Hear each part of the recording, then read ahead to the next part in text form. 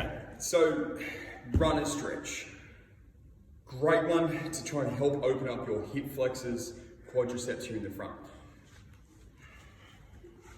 Okay, runner stretch. Great mobility exercise. Open up your hip flexors and quadriceps here at the front.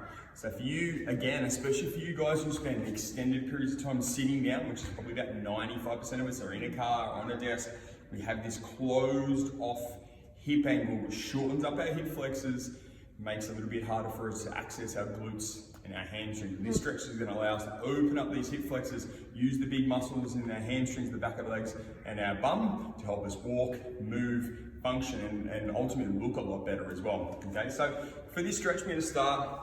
I've got a bench here to start with. Not all of you guys will need the bench, but let's start with it. Feet in front of the yoga mat. I'm going to put my toes up on the bench and bring my knee down onto the yoga mat in front of me. Now, before we go anywhere here, I want you to try and squeeze, and you'll see this here in my left glute, your left butt cheek, or the butt cheek of the foot that's up on the bench. So I'm going to squeeze that glute, tuck my bum underneath. Straight away, I'm going to feel a stretch down through the front of my hip flexors and quadriceps. So you're either going to get it a little bit higher here if your hip flexors are a little bit tighter, a little bit more in the front of your thigh if your quadriceps are a little bit tighter.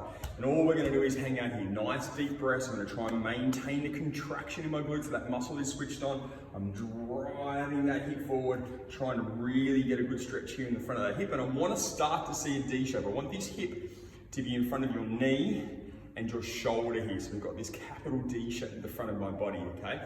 If you cannot get this glute switched on, the further I bring my knee away from the bench, the easier it gets, okay? So for a lot of you guys though, this is gonna be too much. What we're gonna do is bring our foot down. I'm gonna pull my toes towards my shins, so my heel is still elevated, and I'm gonna do the exact same thing. If this still feels too much, we flatten your foot and do the same again.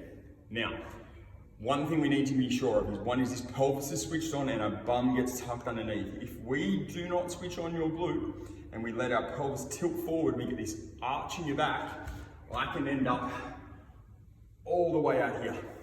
Looks a lot more impressive, but there's a small hip flexor here called gessolis that attaches onto the front of our spine. The lower vertebra comes over our pelvis down into the big bone at the top of our leg. And when we arch our back, that actually shortens.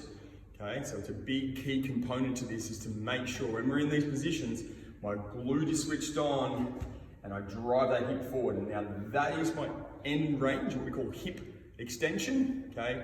It is not me arching my back here and coming all the way out in front.